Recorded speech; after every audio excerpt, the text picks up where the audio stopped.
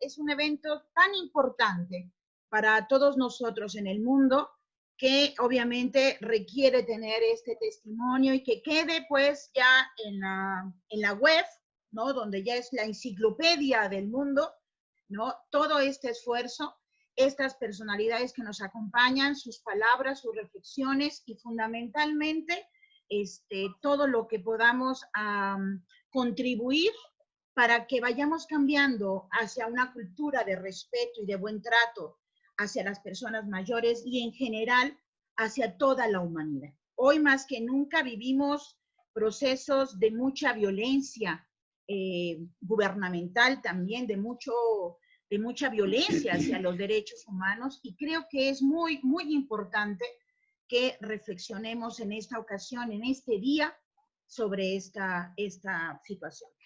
Para ello, en este momento hemos invitado, y me da muchísimo gusto poder tenerlos con nosotros, no solamente porque los quiero, porque son grandes amigos, porque son grandes luchadores y porque han hecho mucho por esta región, sino también por todo su compromiso con las personas mayores. Así que este conversatorio virtual,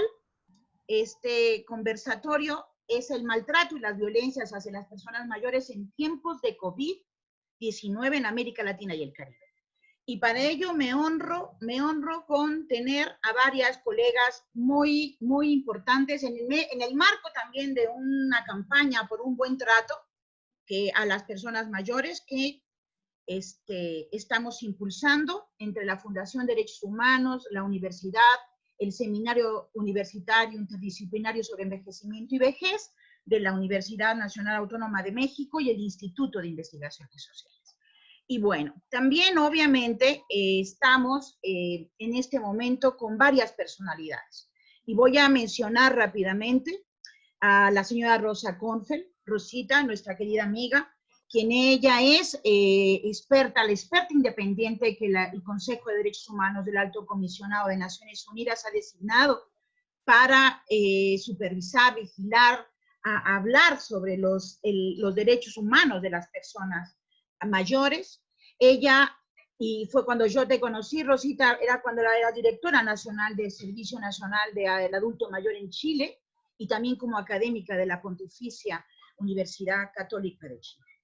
También tenemos a otra excelente experta en derechos humanos y políticas públicas en el campo de envejecimiento y vejez, Adriana Rovira, quien también es académica de la Universidad de la República de Uruguay en todas estas temáticas, incluyendo el tema de cuidados. Y ella fue hasta hace unos años directora nacional del Instituto de Personas Mayores del Ministerio de Desarrollo Social, el famoso MIDES, en el gobierno de José Mújica, nuestro querido y admirado presidente en la región, y también de Tabaré Vázquez. ¿Sí? También ella participó muy activamente en la elaboración, redacción de esta Convención Interamericana sobre la Protección de los Derechos Humanos de las Personas Mayores, que es el instrumento más importante que tenemos en la región de América Latina y el Caribe, yo diría de todo el continente, obviamente, y que también nos va a hacer, vamos a poder hablar de esta convención en esta sesión.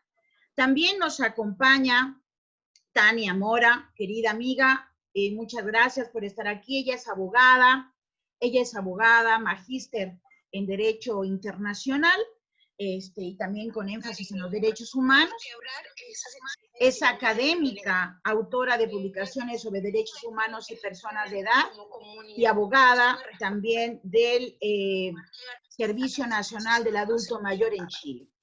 Les pido, por favor, a nuestros asistentes que apaguen su micrófono, por favor, para poder grabar con cierta limpieza este evento y, por favor, que también apaguen su video. Muchísimas gracias. Y también nos acompaña Alexander Calache, nuestro maravilloso amigo también, médico, que trabajó muchísimos años en la OMS y también fue un gran impulsor de muchísimos temas, entre ellos envejecimiento activo, todo el tema de los derechos también, y fundamentalmente de esta cuestión que nos ocupa el día de hoy, que es el abuso y los maltratos hacia las personas mayores, con algunos estudios pioneros en esta temática. Y no, finalmente, pero no por ello menor, mi queridísima Mónica Roqué, Secretaria General de Derechos Humanos, Gerontología Comunitaria, Género y Políticas de Cuidado del sistema PAMI en Argentina y presidenta de la Asociación Latinoamericana de Gerontología Comunitaria. Y bueno, para aquellos que nos visitan y que no tengo el gusto de conocer, yo soy Verónica Montes de Oca. Soy socióloga y demógrafa por el Colegio de México, académica con 25 años de antigüedad en el Instituto de Investigaciones Sociales de la Universidad Nacional Autónoma de México. Y me he dedicado también al tema de envejecimiento, vejez y personas mayores. Bueno, ya con esta presentación me gustaría mucho comenzar con la presentación, con las palabras de Alexander Calache, posteriormente Tania Mora, Adriana Rovira, Mónica Roqué, y para cerrar este primer momento, Rosita Confe. Así que adelante, Muchísimas gracias, Alexander. Mónica. Pongo tu imagen, así que adelante.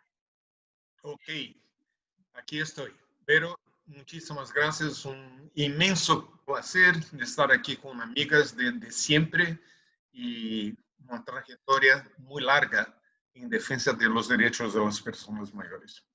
Lo que pensé hacer y discutir con los otros ponentes es de que yo podría dar un poco la visión histórica de cómo empezamos hasta llegar a tener un día en la defensa de los derechos de las personas mayores.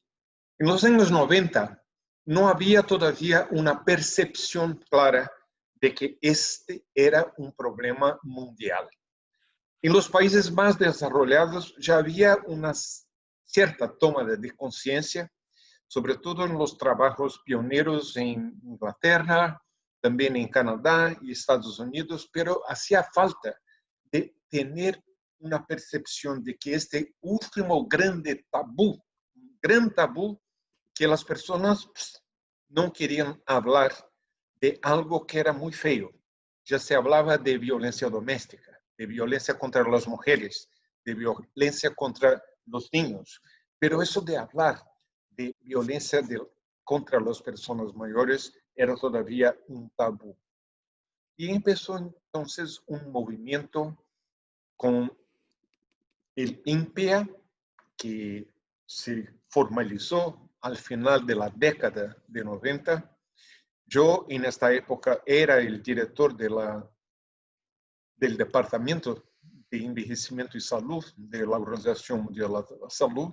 Juntamos las manos para tener en el Año Internacional de las Personas Mayores, 1999, y lanzamos ahí entonces una coalición y presentamos la petición para que las Naciones Unidas formalizase la creación de este Día Internacional de la Toma de la Conciencia, que en realidad será celebrado este año a lo largo de toda la semana con varios webinars y eventos, una campaña muy fuerte.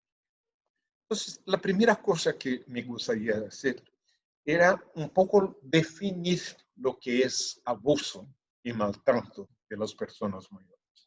La definición que viene de Gran Bretaña es de que abuso de las personas mayores es un acto único o repetido o la falta de una acción apropiada que ocurre en una relación en que se espera confianza y termina por resultar trauma o estrés, sufrimiento de una persona mayor.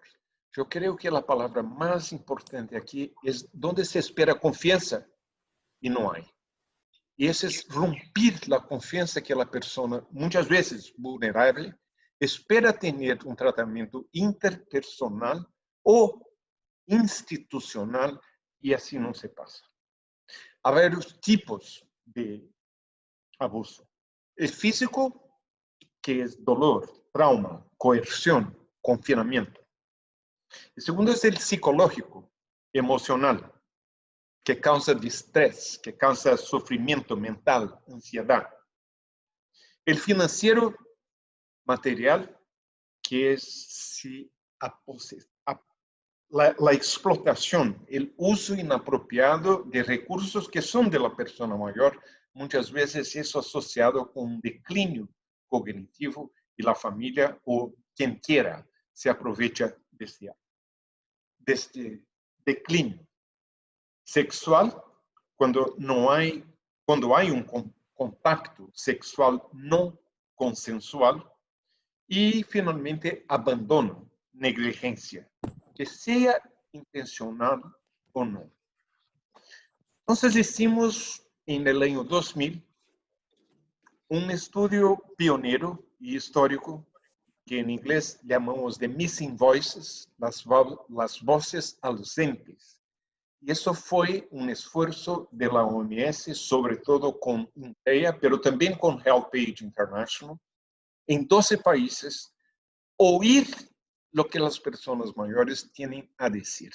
El protagonismo siempre centrado en las personas mayores. No nos cabe a nosotros, especialistas, que sean responsables por política, que seamos los académicos, decir qué es abuso, negligencia, abandono, maltrato, pero sí saber de las personas mayores de qué se trata. Hicimos en estos 12 países, tan variados como Suecia, Austria, Argentina, Líbano, Australia, para oír de ellos qué es y que ellos pudieran definir y apuntar las causas principales de esto.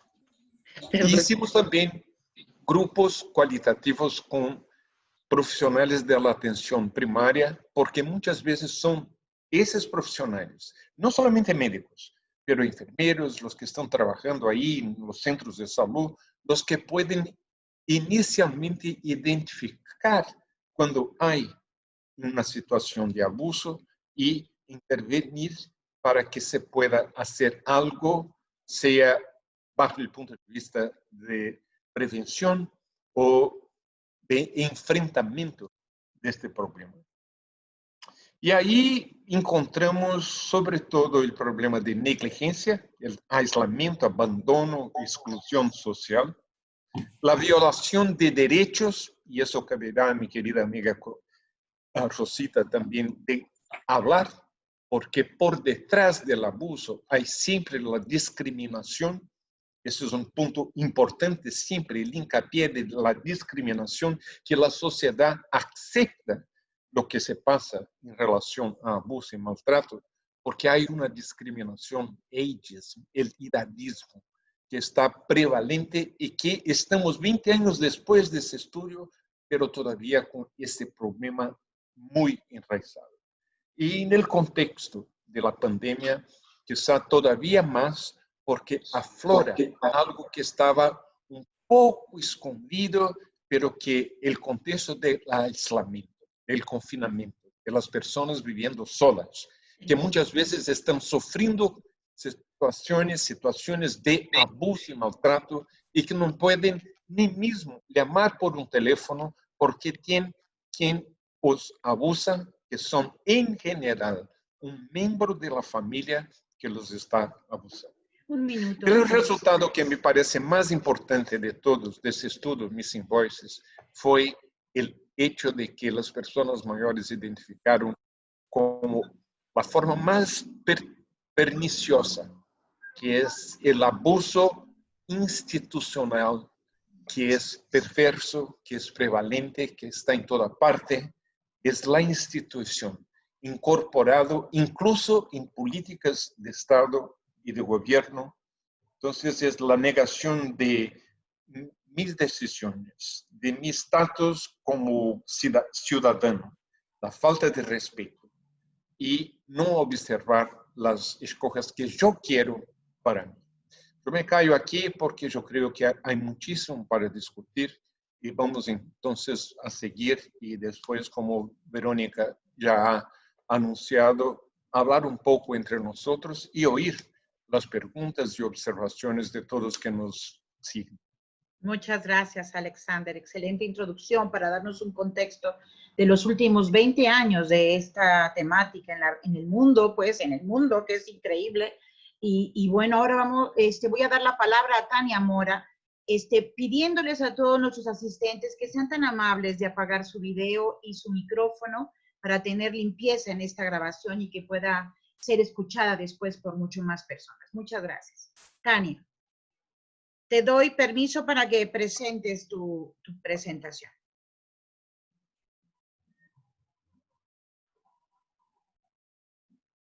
Listo, Tania.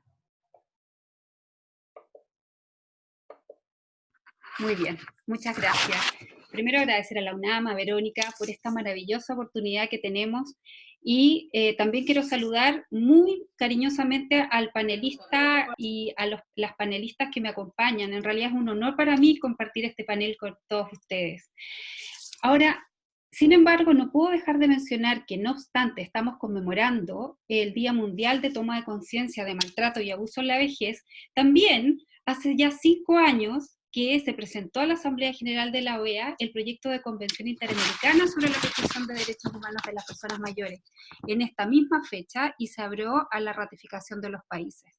Hasta ahora solo hemos aprobado 7 de los países de nuestra región y faltan aún 3 para que comiencen a funcionar los mecanismos de seguimiento. Por lo tanto, aprovecho esta instancia para alentar a la sociedad civil a conseguir la ratificación de sus estados de este instrumento internacional. Ahora bien, la posibilidad de tomar unos momentos para hablar y reflexionar sobre la pandemia universal, para volver a lo relevante, para volver a constatar que las situaciones de violencia, malos tratos y discriminación en general siguen ocurriendo en contra de las personas de edad y que es posible visibilizarlas si sabemos a dónde mirar, en estos tiempos de pandemia me parece de la mayor importancia. Quiero tomar solamente unos minutos para dar algunas cifras. En palabras del secretario general de Naciones Unidas, don Antonio Guterres, señala que la pandemia del COVID-19 está causando temor y sufrimiento indescriptible a las personas de edad en todo el mundo. Más allá de un impacto inmediato en la salud, la pandemia coloca a las personas de edad en una situación de mayor riesgo de pobreza, discriminación y aislamiento.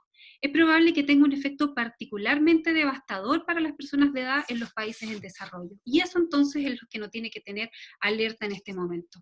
Hasta el 26 de abril, según un informe de la ONU, habían fallecido 193.000 personas, hoy día vamos más de 423.000 personas que ya han fallecido, pero según este mismo informe, de las tasas de mortalidad, 5 veces más que las otras personas mueren los mayores de 80 años. Por lo tanto, a la medida que el virus se expande a través del mundo y se multiplica hacia los países pobres, es probable que estas tasas de mortalidad aumenten. Podríamos decir entonces que el COVID-19 se está transformando en un asesino en serie de las personas de edad, los mayores de 80 y también los que residen en establecimientos de larga estadía. Solo en España, y ahora que recién estamos sabiendo algunos datos de Europa, se estima que se registraron muertes en residencias de mayores de más de 16.000 personas. El caso de Bélgica, por ejemplo, es uno que me interesa poner en este punto porque la Sociedad Belga de Gerontología y Geriatría envió una circular a los médicos que ejercen en las residencias de mayores y a aquellos que tienen a cargo familiares con problemas mentales. ¿Qué le decía en esa circular? Decía que cuando se tratara de personas mayores o que se registrara un contagio en alguno de estos establecimientos, que no se trasladaran a los hospitales, sino que se privilegiara la administración de cuidados paliativos en las residencias. O sea, ¿qué significa esto? Que estamos teniendo personas de primera y de segunda clase, ¿no es verdad? Aquellas personas con discapacidad, aquellas personas mayores, entonces no tienen derecho a tener los derechos a la salud que corresponde. Y en esto entonces tendríamos que preocuparnos de qué tipo de personas estamos hablando. Volviendo a la Convención Interamericana, fíjense ustedes que ya en el preámbulo señala que todas las personas tienen los mismos derechos y libertades fundamentales que otras. Entonces, de acuerdo a esto y de acuerdo al derecho internacional, el Estado no puede discriminar por edad bajo ningún concepto, ni por ninguna otra categoría, por cierto. El acceso a los servicios de salud, de hospitalización, al uso, por ejemplo, de un respirador artificial, a la realización de test para descartar el contagio o a cualquier tipo de tratamiento, en el caso que la persona mayor ya se encuentre contagiada, no debe ser negada bajo ninguna circunstancia.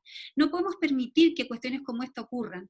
Debemos estar muy alerta, pero este llamado no puede ser solo levantado por quienes trabajamos en temas de gerontología. También aprovecho esta instancia para hacer un llamado a las propias personas mayores, que no deben conformarse con que situaciones como esta se produzcan y se sigan produciendo en nuestra región y en el mundo. Desde esta tribuna aprovecho entonces a hacer un llamado a las organizaciones de personas mayores para visibilizar sus requerimientos específicos en estos tiempos de pandemia universal. Siguiendo este principio de aplicación universal, entonces, no podemos señalar que existen mejores personas que otras. No importan las diferencias que tenga cada uno, discapacidad, edad o cualquier otra condición, todas las personas somos iguales al momento de enfrentarnos al contagio del COVID-19. Y en ese sentido, por lo tanto, tenemos que pedir a nuestros estados que ese sea el tratamiento ante un contagio de estas características. Un minuto. Cuando el contagio... Cuando el contagio llega a residencias de mayores, por ejemplo, y esto lo quiero poner en un caso de Chile, lo que hace la prensa es hablar de los abuelitos u otras denominaciones de este estilo para presentar a residentes de establecimientos, como si la autonomía personal se perdiera definitivamente al momento de vivir en una residencia, como si no tuviesen autonomía y siempre estuvieran sujetos a la voluntad de sus cuidadores, de su familia o en última instancia al Estado. Para terminar nomás, quiero señalar que a medida que se expande el virus por el mundo, cada vez se hace más y más necesario levantar la voz en estos tiempos de pandemia y visibilizarla. Y es un imperativo de no discriminación, no solamente para cada uno de nosotros, sino que especialmente para las propias personas de edad. Eso por ahora quiero compartir con ustedes y muchas gracias por la oportunidad. Fundamental, Tania, excelente, muchísimas gracias. Adriana.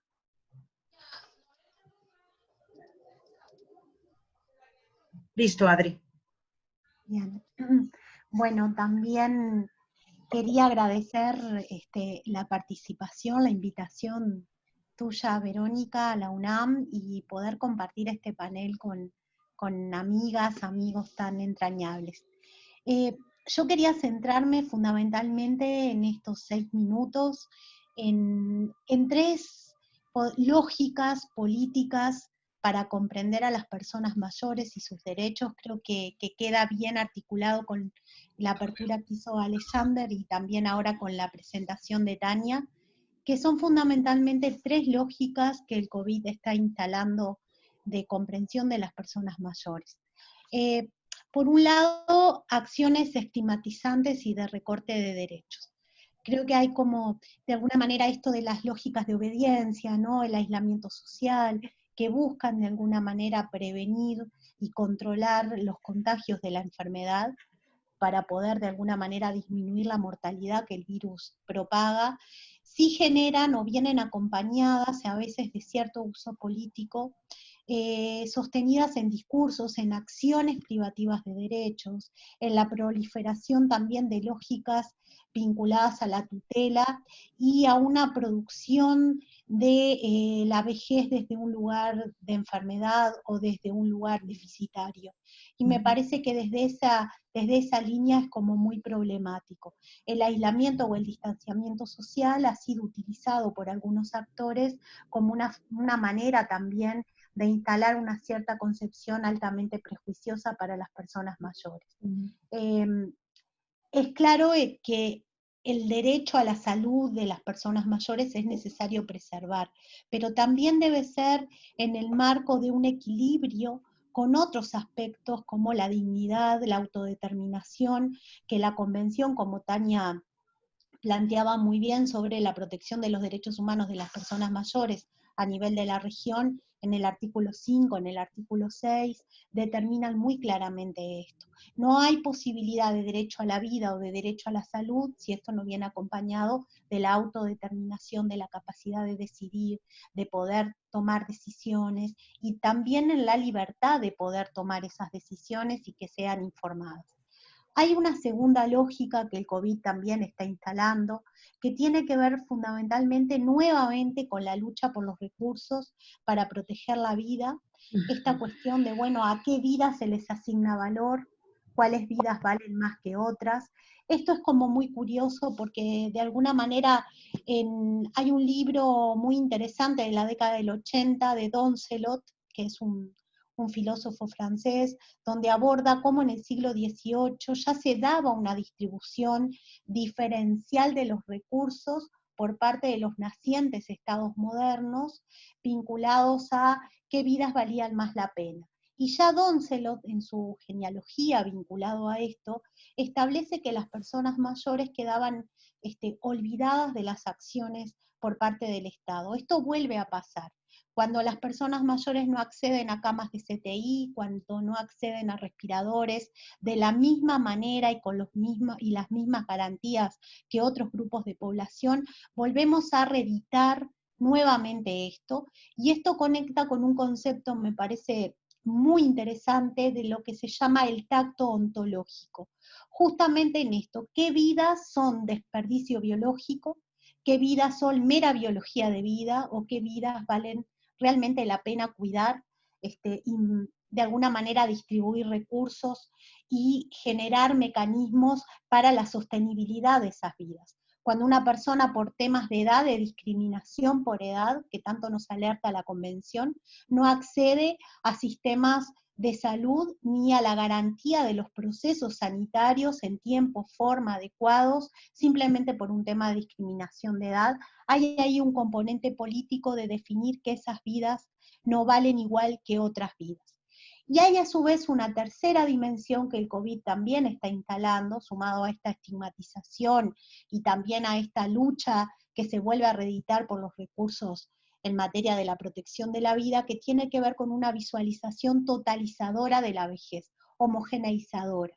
Hay ahí como, de alguna manera, una cierta línea o una cierta dimensión por la cual las personas mayores son identificadas, y esto se hace como de alguna forma figura y evita que podamos ver toda la diversidad de situaciones que las personas mayores tienen en materia de vida, tanto en contextos, arreglos familiares, situaciones también de acceso a bienes y servicios, distribución también en las personas como prestadoras de servicios hacia otras, hacia otros.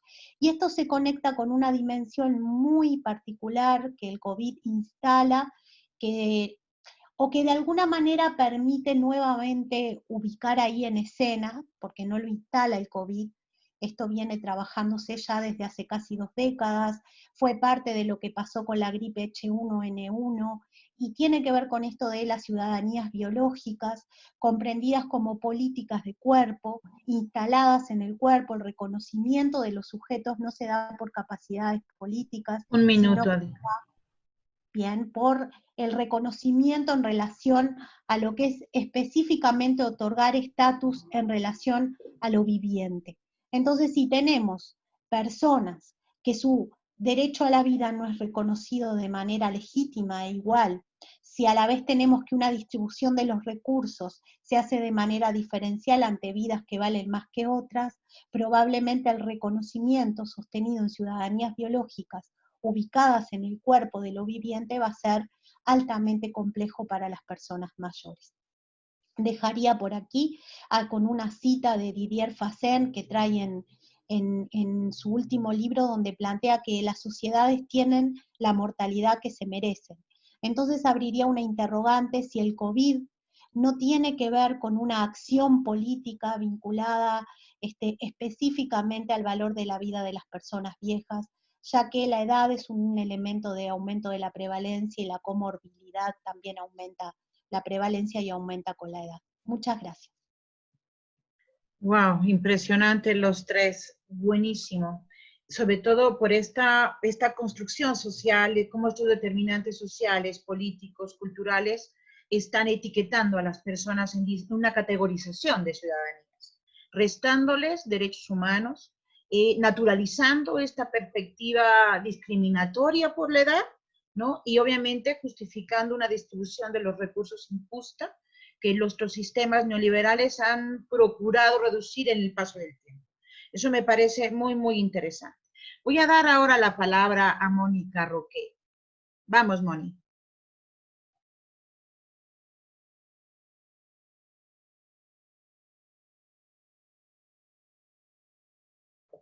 Moni, no te escuchamos, Moni. Voy de nuevo. Vale. Hola.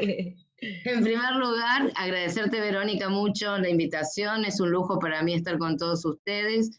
La verdad que me encantaron las ponencias de mis predecesores y coincido plenamente. Un lujo estar con Alexander Calache, que ha sido el que nos ha guiado por ser, hoy es una persona mayor y todos nos hemos formado con él, y la verdad, escuchar el recorrido que él hacía me emocionaba, y quiero hacer un reconocimiento a Alex Calache, que hace muchísimos años viene peleando en esta temática. Yo quiero contarles que la experiencia que estamos hoy teniendo en PAMI, yo os digo que tengo la dicha de estar en un país que tiene un Estado presente, y creo que acá hay que hacer un planteamiento entre aquellos países donde el Estado está ausente de la política pública y un Estado presente, como es el nuestro, en el caso de Argentina, que instaló rápidamente la cuarentena para proteger a las personas justamente del contagio de COVID. Pero además, ese Estado presente también está dentro de la institución que me toca hoy, en la que me toca hoy trabajar, que es lo que se conoce como PAMI, que tiene una población. El PAMI es una obra social, un seguro de salud sociosanitario que cubre a 4,5 millones de personas de 60 años y más, y donde la directora ejecutiva de PAMI, Luana Volnovich, la primera semana de marzo nos pidió que comenzáramos con los protocolos estrictos para el tema del COVID, porque en mi país las personas mayores son prioridad. Así que en ese sentido nosotros nos pusimos en marcha con protocolos para las residencias de larga estadía, pero no solamente evitando el ingreso y el egreso de las personas a la institución, sino acompañando con un protocolo de buenos tratos, porque las residencias son servicios sociales, no son hospitales, como bien se dijo. Hay que acompañar a las personas mayores que viven ahí, no son geriátricos, son residencias. Y entonces sacamos un protocolo de buenos tratos para que la vida de las personas mayores continuara produciéndose en estas residencias, pero con cuidados. Y además el Estado presente tiene que ver con los recursos económicos que se le asigna a cada institución, y nosotros hicimos una inversión de más de 6 millones de dólares desde PAMI a las residencias con las que nos toca trabajar, para que a nadie le faltara los equipos de protección personal, porque todos sabemos que una de las cuestiones que pasó en España, que fue la desidia, que fue el abandono de las personas que trabajaban en las residencias, dado que el Estado no había tenido en cuenta que había que brindar herramientas de protección a los trabajadores de las residencias.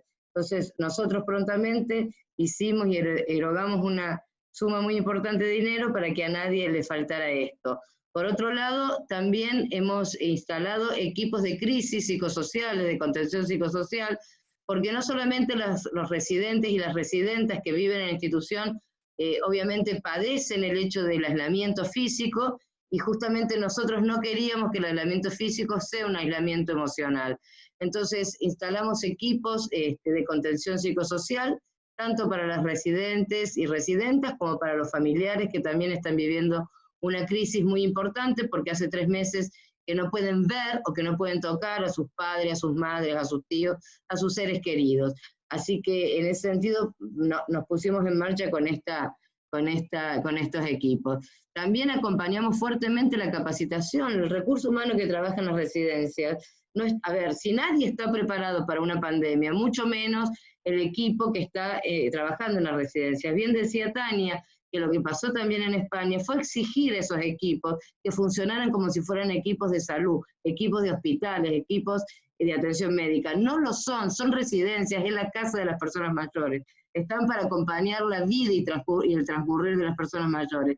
Entonces la capacitación acá resulta fundamental, porque muchas veces lo que vemos y lo que ha sucedido es que se han cometido errores y ha habido contagios debido a la falta de entrenamiento de este recurso humano. Entonces, evidentemente hicimos una pata de atención médica. Nosotros los casos sospechosos los sacamos inmediatamente de las residencias y los mandamos al hospital y a la clínica. Obviamente que si hay un caso de COVID positivo, por supuesto que también, pero ante el caso sospechoso ya lo sacamos, hemos puesto a disposición más camas, hemos comprado más respiradores, hemos armado centros de COVID intermedio y unidades de aislamiento transitoria para poder brindar la mejor atención a la residencia de los que no tienen COVID, de los que no están contagiados, porque el que tiene COVID hay que sacarlo y darle la mejor atención. Entonces tenemos un programa que se llama Residencias Cuidadas con una pata médica, con una pata preventiva, queremos prevenir el contagio, pero cuando no podemos prevenir el contagio con una pata epidemiológica para que no haya brotes, queremos evitar los brotes en las residencias, con una pata psicosocial y con una pata formativa. Al día de hoy, el PAMI tiene 568 residencias a cargo, de las cuales 563 son contratadas, son residencias privadas. Esto más o menos es un porcentaje del 25% de todas las residencias que hay en Argentina. Nosotros solamente interactuamos en estas residencias donde tenemos 22.000 personas mayores ingresadas en las residencias, que afortunadamente al día de hoy, 3 meses de pandemia, tenemos una tasa de contagio del 1% y una tasa de mortalidad del 0,3%. Somos muy estrictos con los protocolos, somos muy cuidadosos con las personas mayores que viven ahí, somos muy cuidadosos también con los familiares y también acompañamos como ya les decía, a la formación de estos equipos. Pero también tenemos una mirada de género, porque quienes viven en la residencia somos las mujeres. El 70% de las personas en Argentina que habitan en la residencia de larga estadía son mujeres. Y entonces acá tenemos que tener una mirada de género, una mirada especial, una contención especial, porque realmente somos las que padecemos, sobre todo este tipo de aislamiento físico, que no debe convertirse bajo ningún punto de vista en un aislamiento social. Así que, bueno, queremos evitar lo que pasó en España, que el 18% de los mayores de 80 fueron, y los que vivían en la residencia fallecieron, así que lo hemos dado como prioridad, es un Estado presente, con funcionarios e instituciones que han puesto como prioridad a las personas mayores. Así que bueno, nada, no me quiero pasar del tiempo y quedo abierta a las preguntas. Wow, pues otro aspecto sumamente importante, el tema de las residencias y toda esta cuestión de cómo se está administrando el cuidado en las residencias y cómo se están estableciendo los protocolos para que los familiares y también las personas que están en este tipo de residencias pues actúen con toda la precaución frente al COVID. Y obviamente disminuya, obviamente, toda la cuestión de los maltratos institucionales a los que aludía Alexander, que son las diferentes formas de abuso y de maltrato que las personas mayores pueden estar viviendo. Y que obviamente, como decía también Adriana, se cosifican en el cuerpo y se reproducen estas formas de ciudadanía biológicas y se naturaliza la discriminación. El género me parece un tema sumamente importante, no solamente por la feminización de la vejez, sino obviamente también por la feminización de la pobreza y por todo lo que tiene que ver con los temas de cuidado.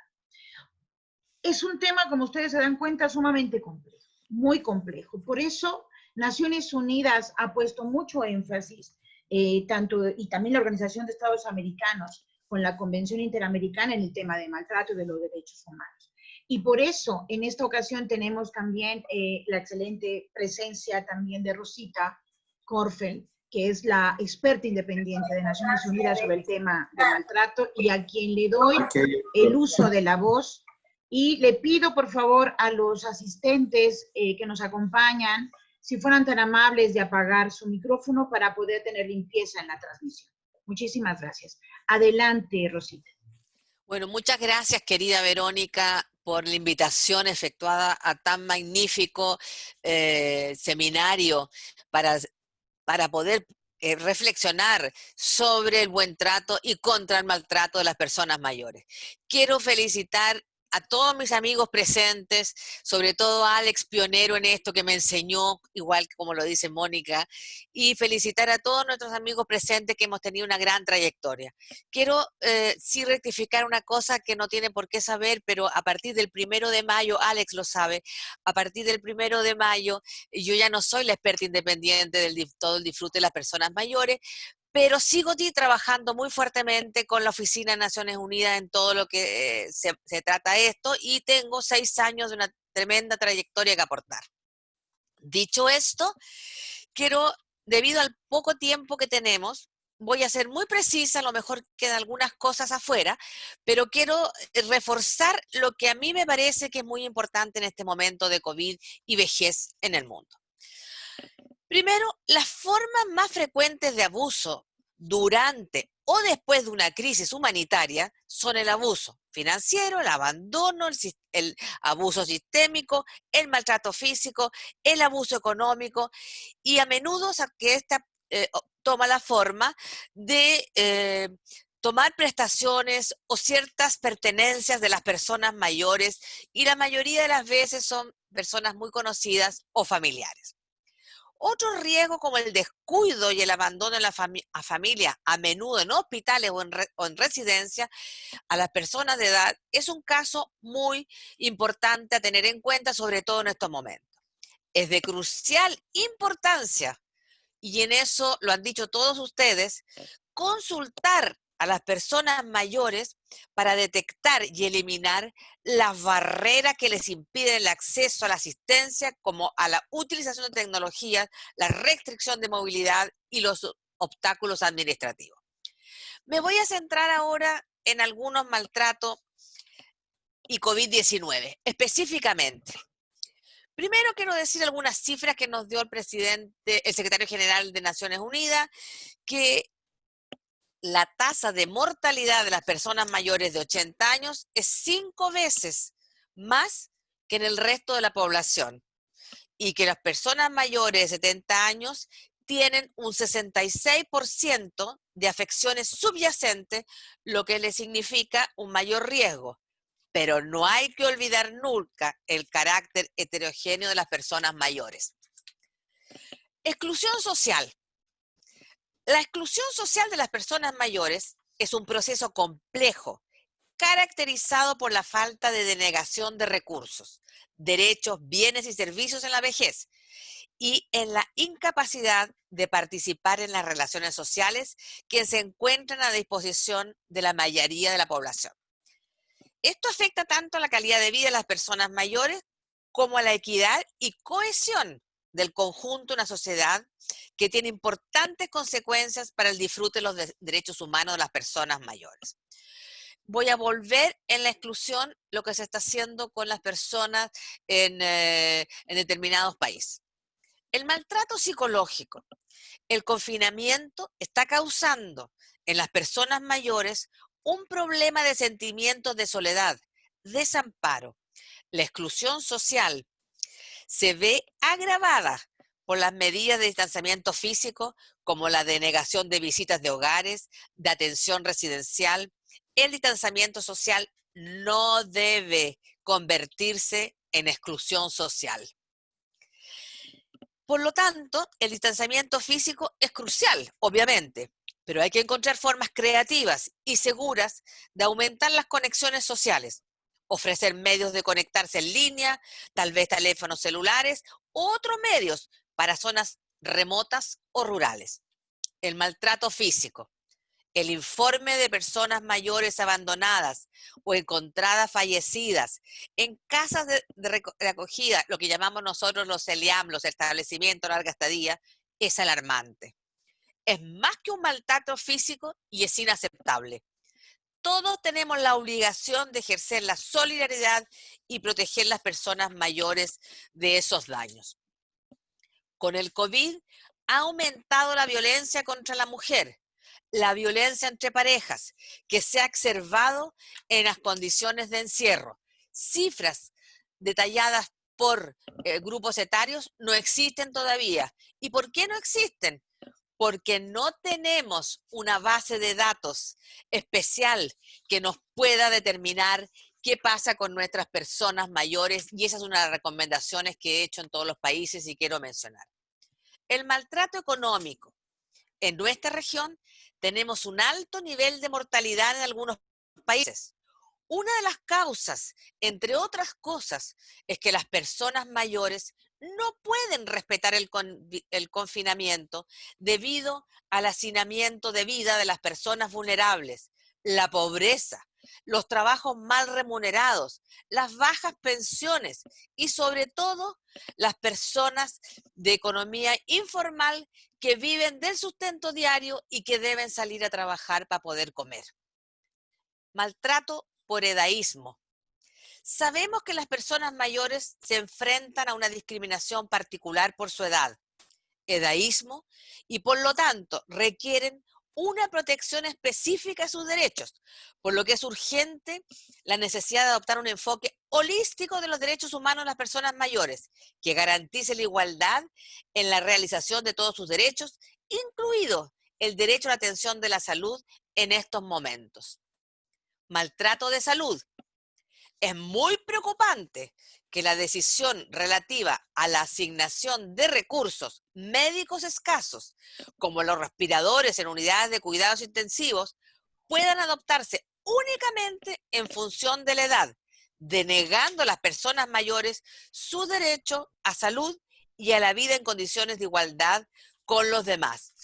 Deben elaborarse y seguirse protocolos de triage cuando sea imprescindible para garantizar que esas decisiones se adopten sobre la base de necesidades médicas, las mejores pruebas científicas disponibles y no sobre criterios no médicos como la edad o la discapacidad. Un minutito, Rosita.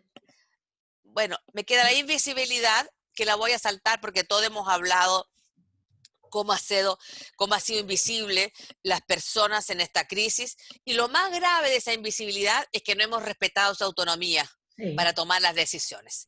Entonces me voy a referir a algunas recomendaciones para el buen trato de las personas mayores de post-COVID-19. 1. La visibilización. 2. Necesidades de base de datos eficientes para toma de decisiones políticas. Protección de sus derechos por discriminación por edaísmo. Mayor apoyo sanitario del Estado para las personas mayores. Es preciso adoptar cambios sustanciales en el modo de plantear los servicios de atención y cuidado de las personas mayores. 5. Maltrato y abuso. Trabajar legislaciones, nuevas leyes que apoyen los problemas de maltrato y pasen a un buen trato con nuestros mayores. 6, muy importante, solo determino, apoyo de tecnologías digitales, muy importante. Promover contacto intergeneracional cuando pase la pandemia. Pensar a futuro en ciudades amigables, inclusivas, sostenibles para la edad. Alex, un homenaje a ti. 9, mejorar las pensiones e incluir en aquellos países que no existe la pensión básica solidaria. Y para terminar, Vero, no puedo dejar atrás la Convención Internacional de los Derechos de las Personas Mayores. La falta de un instrumento jurídico internacional completo e integrado para promover y proteger los derechos y la dignidad de las personas mayores tiene consecuencias políticas importantes, en especial para las personas mayores en situaciones de emergencia. Solo existe, como ya se ha dicho, la Convención Interamericana de los Derechos Humanos de las Personas Mayores, que faltan 3 países para ratificar y que puedan ser. Destaco en particular que los instrumentos vigentes no dan visibilidad específica o suficiente a las cuestiones del envejecimiento y por lo tanto impiden a las personas mayores disfrutar plenamente sus derechos. Esto junto a una inversión sostenible en sistemas de salud, protección social, que garantice el derecho y la dignidad de las personas mayores hasta el último día de su vida. Muchas gracias, Vero. No, totalmente, Rosita. Ahorita retornamos con algunos temas fundamentales, porque has tocado muchos temas, has aglutinado mucho de lo que han dicho también nuestras compañeras, nuestras colegas. Y yo quisiera también pedirle, bueno, darle las gracias también a todos los asistentes que nos acompañan. Son más de 100 personas las que han intentado estar en este evento, y especialmente también quiero hacer mención de Michelle Toledano, de la Fundación Derechos Humanos, que está entre los asistentes, y muchas otras personas del seminario universitario, de la universidad, pero estoy viendo también esta Soledad Carbacho también por ahí. Hay muchísima gente amiga, conocida, donde estamos todos este movimiento que estamos reafirmando este día en favor de las personas mayores, y especialmente del buen trato, de justicia, del ejercicio de los derechos humanos y sobre todo de una gobernabilidad y una gobernanza donde también participen las personas mayores. Esto que mencionaste, lo intergeneracional, me parece central. El uso de la tecnología en este momento es fundamental también, así como, claro, y como demógrafa lo digo, la generación de bases de datos que son centrales. Porque si no tenemos una evidencia, información que nos permita articularnos para continuar luchando contra esta enfermedad, es muy, muy importante. Voy a darte la palabra, Alexander, tratando de que se pudiera articular esto que ha mencionado Rosita, y que no lo hemos tocado del todo en muchos temas, pero que tiene que ver con la concentración urbana y cómo está afectando el COVID y cómo nos ha hecho pensar ahora más que nunca en formas, en hábitats amigables, en ciudades amigables. Y tú has sido promotor, nos has enseñado a todas y a todes todas estas dinámicas territoriales, espaciales, importantísimas. Así que, Alex, te doy ahora la palabra nuevamente. Muchísimas gracias, Vero. Yo quería hacer 2, 3 observaciones en relación a eso, porque el hincapié del movimiento de las ciudades amigables de las personas mayores es el protagonismo de las personas mayores. Nada para nosotros sin nosotros. Ese es el principio fundamental, que es lo que nos puede proteger en una situación de crisis, de emergencias. Segundo, hablan de nosotros como personas vulnerables, que somos biológicamente, pero no hablan de nosotros como personas resilientes, que somos absolutamente fundamentales en el proceso de reconstrucción. Y cuando estaba ahí como director de la OMS, hicimos 16 estudios más variables de erupciones de volcanes, de terremotos, de todo tipo de emergencia, incluso de guerras. Y siempre en el periodo de reconstrucción somos nosotros que podemos ver la luz al final del túnel. Somos indispensables y nuestra voz tiene más que nunca ser oída. Tercero punto, se ha hablado de una perspectiva de género. Y yo lo voy a comentar no porque soy el único varón entre los ponentes. Pero es muy importante, Rosita, quizá tú has observado eso muy bien. Y estamos aquí delante de un problema sistémico y pandémico y global. Y los países que mejor respondieron hasta ahora son países que son gobernados y liderados por mujeres. Porque cuando las mujeres no saben, buscan la opinión de quien lo sabe y los oye. Islandia, Noruega, Alemania, Nueva Zelanda, etc. Países de matices de derecha, de izquierda, de centro democrático. Pero hoy, ¿y qué tenemos hoy?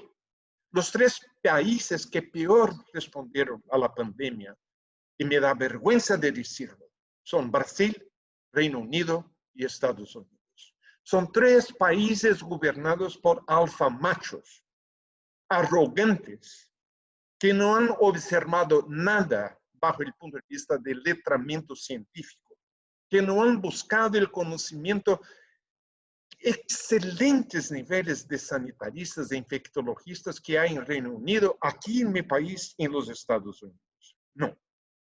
Y yo voy a terminar esta observación por un aspecto que también es sistémico en nuestra sociedad, que es la violencia.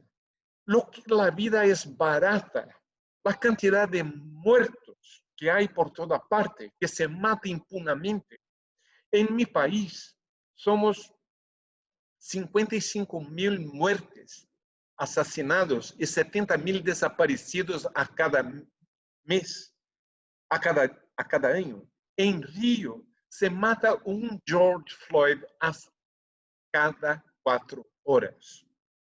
Y la consecuencia de eso es terrible, porque para cada uno que muere hay una madre, una abuela, un abuelo. Y hay que tener cuenta también que esta violencia social, en algunos países más agudizada, en mi país un desastre total. en que la milicia y el fascismo inminente que podemos correr el riesgo aquí en mi país está matando y haciendo sufrir a muchas personas mayores. Yo termino rememorando las últimas palabras que ha dicho George Floyd cuando fue asesinado y ha llamado por su madre. Ha llamado por su madre. Este hombre tenía 46 años, su madre 70 años. En ese momento, él estaba buscando el apoyo, el soporte, abrazar, se proteger con su madre. Y esta madre hoy está sufriendo como miles y miles y miles de abuelas, de abuelos, de personas mayores, porque estamos sancionando una violencia social intolerable. Sí, qué impresión. Solamente parece que cuando estamos al borde de la muerte, de pronto recordamos que hemos sido protegidos y que tenemos que seguir protegiendo. Tania, ¿qué quieres comentar al respecto? Bueno, primero agradecer las excelentes ponencias, ¿no? Porque de verdad que en cada uno de esos puntos de vista vamos como acercándonos a esta cuestión. Yo quiero remarcar un poco el tema de la discriminación, que en mi opinión es como el sustento de todas las otras formas de maltrato existentes. Cuando uno discrimina a una persona mayor, tal como decía Alex, efectivamente lo pone en una vereda diferente.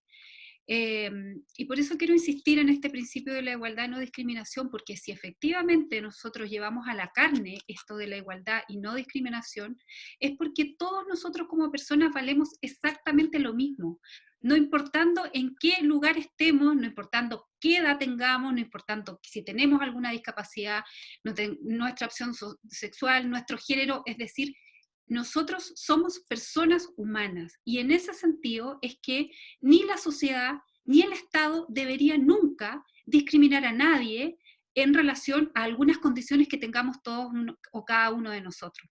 Porque si nos ponemos en esa perspectiva, y si a lo mejor yo he sido una persona joven, ¿no es verdad?, exitosa, con recursos, con un genotipo, no discriminatorio, cuando tenga 70 años probablemente voy a siempre a ser discriminada, porque lo que las personas no han tenido durante su vida, ¿ya?, probablemente cuando lleguen a la edad de la vejez sí van a tener esta discriminación.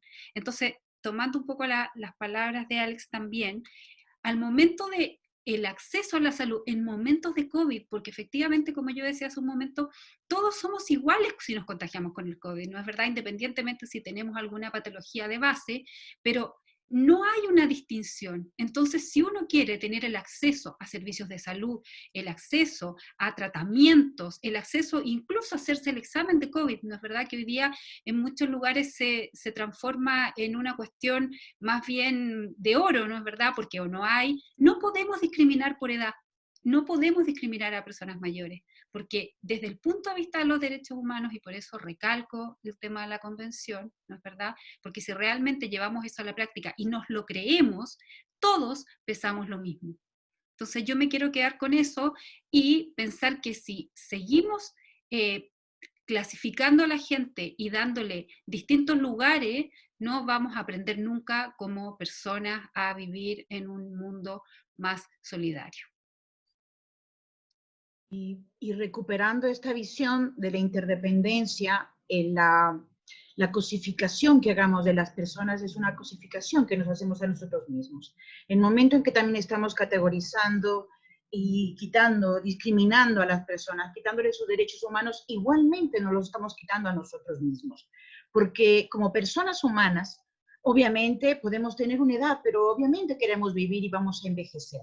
Y yo recuperaría este pensamiento también de que todos tenemos un viejo adentro y recuperar también la mirada de los jóvenes que tienen también esa parte generativa de transformar junto con todos nosotros, los adultos y los adultos mayores, esta perspectiva de los derechos humanos.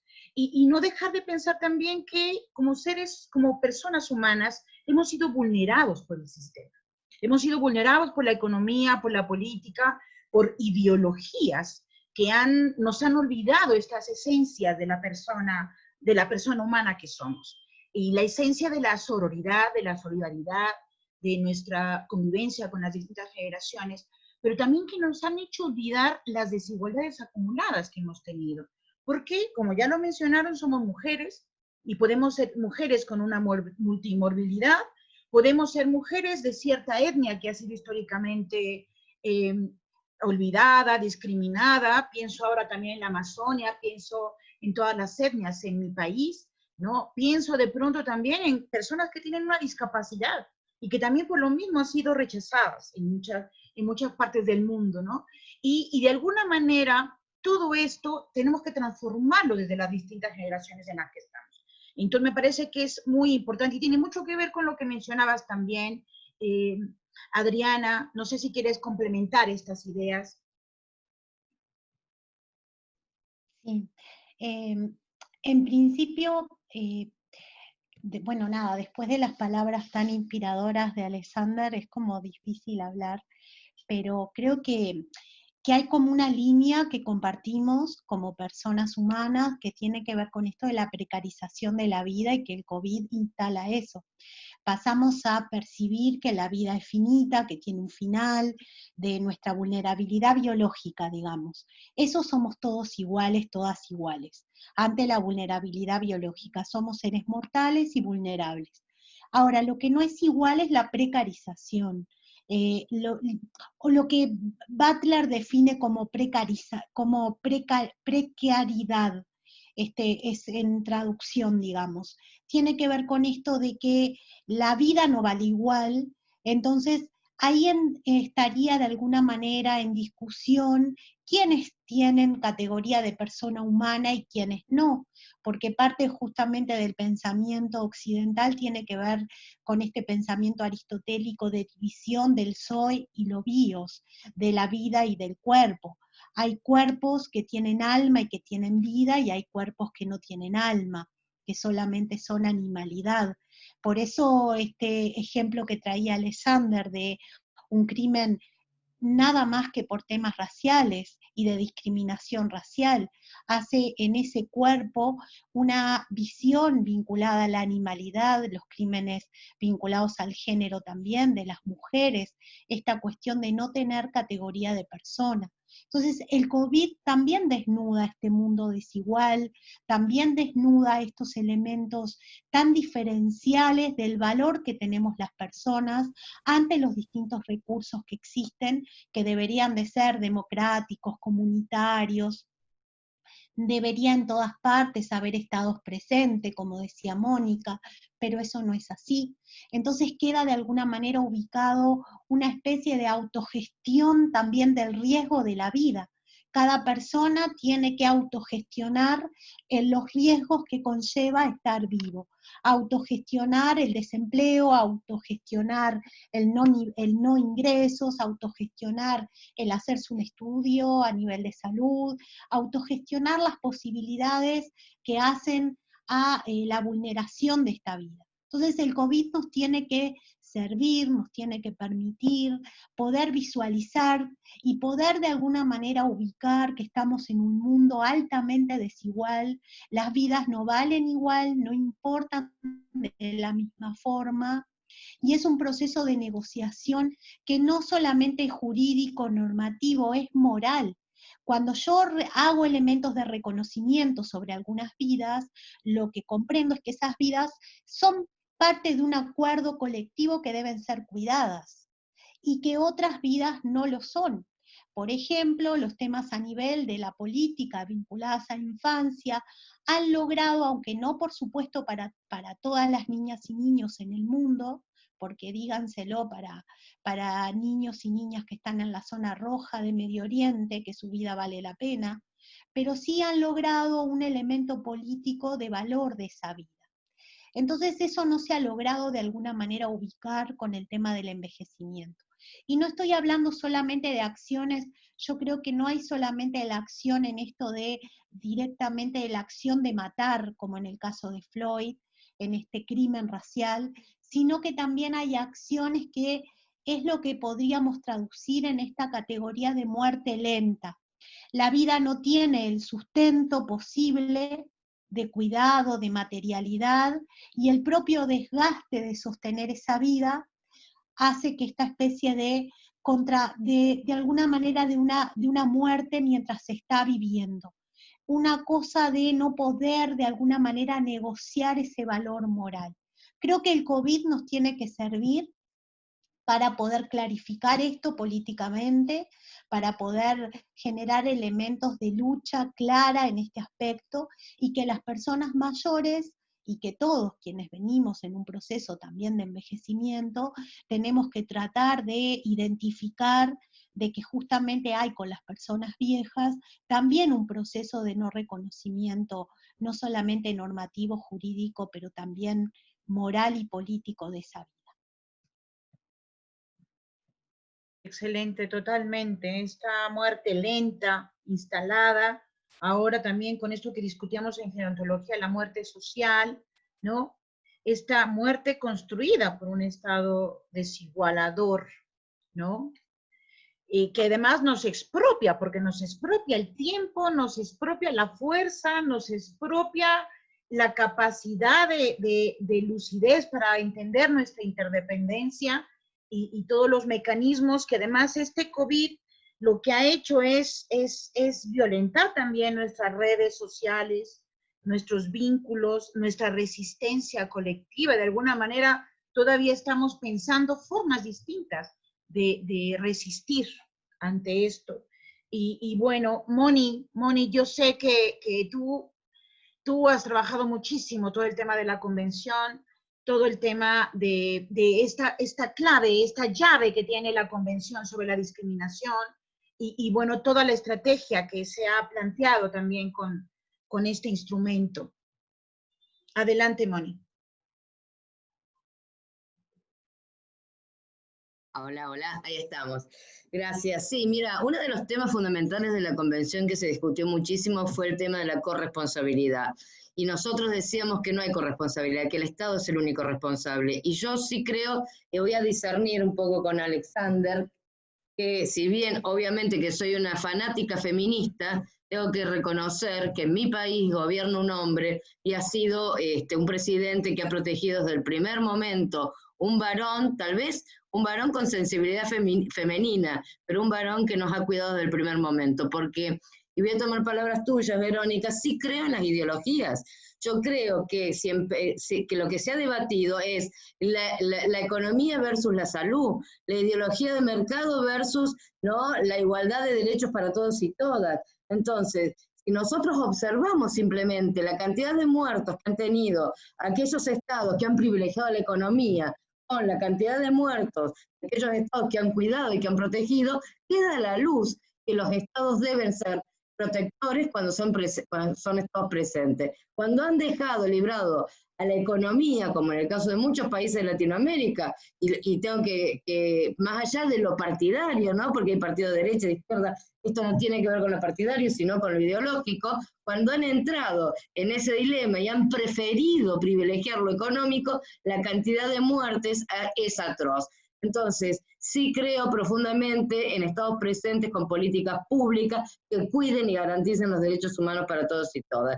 Y yo quisiera poner también en tela de juicio qué va a pasar de ahora en más post-pandemia, porque acaba de sacar un informe, CEPAL, que habla que en el 2020 va a haber 28 millones de nuevos pobres, de los cuales 15 millones van a ser de extrema pobreza. Muchos de ellos van a ser personas mayores, pero además tampoco van a poder van a poder aportar a los sistemas de previsión. Entonces, ¿cómo va a ser el Estado para generar mecanismos de protección social para las personas mayores? ¿Cuál va a ser la participación del Estado para garantizar ese derecho? Ya sabemos hoy la población ocupada solamente el 47% aporta al sistema previsional. O sea, cuando teníamos una masa mayor de población ocupada, solamente el 47% aportaba al sistema previsional. En el año 2020 eso va a ser aún peor, aumenta la informalidad. El trabajo informal está aumentando y va a aumentar cada vez más. Entonces, ¿qué vamos a seguir pensando? ¿Que el mercado por sí solo va a generar condiciones de equidad? No, eso ya está visto. Entonces, las sociedades debemos ser más inteligentes y debemos elegir estados que nos cuiden y que nos protejan. Y esta pandemia creo que realmente visibilizó la inequidad de los estados cuando prefieren la economía y visibilizó la protección de los estados cuando eligen la vida de las personas, inclusive, obviamente, las personas mayores. En México igual, aunque tenemos una perspectiva nacional, cada estado está tomando actitudes a veces contrarias a la federación. Y es ahí donde ves nuevamente este falso paradigma entre la economía y la salud, ¿no? Donde no se está privilegiando la vida y donde lo que sí estamos viendo con mucha claridad es que también detrás de todo esto hay muchos intereses económicos muy fuertes, ¿no? Tanto ahora en la generación de la vacuna, obviamente que esperamos pronto se descubra, pero también obviamente las empresas que han sacrificado sus propios trabajadores por no cerrar, por obligarlos a ir y por obviamente generarles enfermedad. Entonces, y obviamente con toda la repercusión que tiene en las familias y en la comunidad. Esas empresas también que tenemos que evidenciarlas, obviamente por su falta de conciencia social. Y bueno, este planteamiento, Rosita, que tiene que ver cómo podemos insertar de pronto también a la iniciativa privada en toda esta perspectiva de los derechos humanos. Hablamos siempre con los gobiernos, pero los gobiernos están negociando todo el tiempo también con grandes intereses. Y nosotros apelamos a una sociedad cada vez más participativa, personas mayores cada vez más involucradas, jóvenes que van a ser mayores y que obviamente necesitan también personas con discapacidad, LGBT, grupos, comunidades indígenas. Pero también hay que hacer consciente a los empresarios. Hay que también hacer conscientes a aquellos que están manejando el capital. Esto no puede ser así. ¿Qué podemos hacer, Rosita? ¿Qué es lo que se ha planteado desde la esfera de Naciones Unidas? Mira, en primer lugar, yo estoy muy de acuerdo contigo. El primer punto que todos hemos dicho, que esta pandemia, siendo muy terrible, ha visibilizado también todos los problemas que las personas mayores tienen y que todos nosotros hemos venido diciendo, pero que nadie oía mucho. Entonces, hay una visibilización de los problemas que si se hubieran tomado en cuenta mucho tiempo atrás, probablemente muchas de las cosas que están pasando no estarían sucediendo. Segundo lugar, a lo que tú dices, está llegando, como dice Mónica, un tremendo nivel de pobreza después del COVID. Efectivamente, las personas mayores están más vulnerables, hay más pobreza, viven de la economía sustentable diaria, por lo tanto, esto va a ser un problema serio. Mi punto de vista es que, respondiendo a tu pregunta, Vero, el Estado debe preocuparse de los más vulnerables económicamente y socialmente. Esa es una obligación que el Estado debe tener siempre. O sea, no puede dejar que ningún ciudadano de su territorio, de su país, tenga problemas o muera y tenga situaciones de extrema pobreza, económico, salud, etcétera. O sea, el Estado debe hacerlo. En cuanto a la sociedad civil y específicamente a los empresarios, creo que los empresarios deben tener el deber ético y moral de apoyar en casos de emergencia y darse cuenta que un Estado que no tiene muchos recursos como los nuestros, sobre todo latinoamericanos, tiene que tener ayuda de empresas privadas que están ganando muchos recursos y que no encuentro que sea malo, encuentro que es factible, pero tiene que ayudar en una sociedad que está con problemas. En el caso puntual, perdona los referentes, pero acá en Chile, el gobierno de Chile dio 8.000 millones de pesos, no lo sé en dólares, pero para poder ayudar a las personas mayores que están con problemas. Pero la Confederación de la Producción y el Comercio de todos los empresarios dio otro tanto para apoyar esta situación. Perdón. Por lo tanto, creo que es un deber moral y ético de la empresa privada de ayudar en estos momentos. Pero quiero decir algo súper importante. En los ODS, que son los Objetivos de Desarrollo Sustentable de Naciones Unidas, que todos conocemos, muy pocas iniciativas hoy están dirigidas a las personas mayores. todas se refieren a todas las edades, en todos los momentos, pero no específicamente como sí se refieren a las personas con discapacidad. ¿Y por qué? Porque yo me encargué de averiguar, de ir a las asambleas. La razón fundamental porque no tenemos una convención internacional de los derechos de las personas mayores como tiene discapacidad u otras, que se han encargado de poner todos sus párrafos esenciales sobre los derechos de las personas mayores. Por lo tanto, eso es para darse cuenta la importancia que esto tiene a nivel internacional, porque si seguimos así, bueno, vamos a ser siempre ignorados por muchas cosas que pasen. Y la tercera cosa importante que yo creo es que hay que transformar los sistemas sanitarios a nivel mundial. Hay que verlos y enfocarlos de distintas formas o como se estaban haciendo ahora.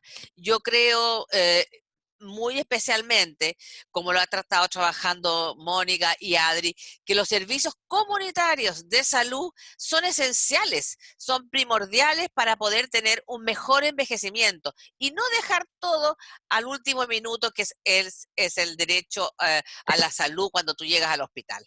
Entonces, ahí hay 3 puntos. 1, el Estado responsable de las personas vulnerables, siempre. 2, el apoyo de las empresas y de la sociedad. Y 3, la Convención de Derechos Humanos para una nueva fórmula de ver el proceso sanitario hoy día. Absolutamente. Creo que estamos en muy buena lógica, todas las que estamos aquí, todos los que estamos aquí, porque obviamente el llamado hacia proteger a los más vulnerados, a los más pobres, como lo dice también nuestro presidente aquí en México, pues es esencial para el funcionamiento de la sociedad. Pero fíjate que acá pasa una cosa muy interesante. Finalmente, grandes empresas han pagado impuestos atrasados que tenían de muchos años atrás. Millones de dólares que han tenido que pagar, porque ahora sí se está ejerciendo realmente la normativa fiscal sin discrecionalidad. Y esto es sustantivo, porque gracias a estos impuestos que se han pagado, es que se ha podido comprar equipo, ventiladores, se han abierto hospitales y clínicas que habían dejado en los gobiernos anteriores inconclusos, y que obviamente van de la mano, y ahí yo quisiera también enfatizarle a nuestro gobierno mexicano la necesidad de seguir planteando estos servicios comunitarios, servicios de salud, realmente de salud pública, ¿verdad? Que realmente cubran a la población durante todo su curso de vida.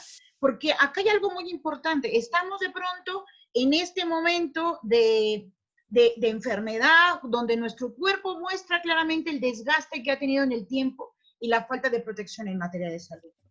Un derecho que es sumamente importante proteger desde etapas tempranas.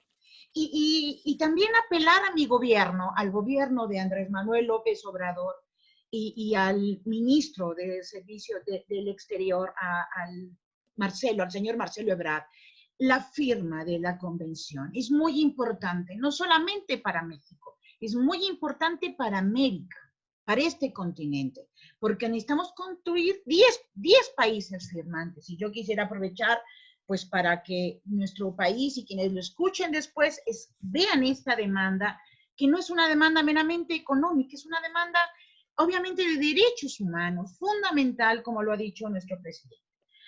Ahora, yo quisiera que diéramos la palabra a cinco personas, 5 preguntas que han surgido acá. Hay personas de Brasil, hay personas obviamente de Chile, hay personas de distintas partes de la región, y hay una que está dirigida para ti, Alexandra, ¿no? Y está hablando aquí más de los aspectos de la desigualdad en los estratos sociales, más que género, dice acá Gladys Caro. Y a mí me gustaría mucho que plantearas esta disyuntiva, que yo creo que también es una disyuntiva falsa, porque están interseccionalizadas, pero a ver, tú, no sé, está dirigida para ti, Alex, si quieres contestar. Y mientras voy viendo las siguientes preguntas.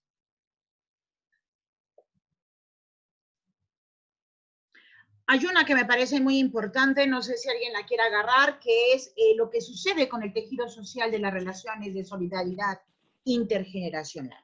En el actual contexto de crisis sanitaria emerge la desigualdad, la vulnerabilidad y la urgente asistencia a las personas mayores. pero no se visualiza desde el Estado una posibilidad de resignificar y articular procesos con las organizaciones sociales.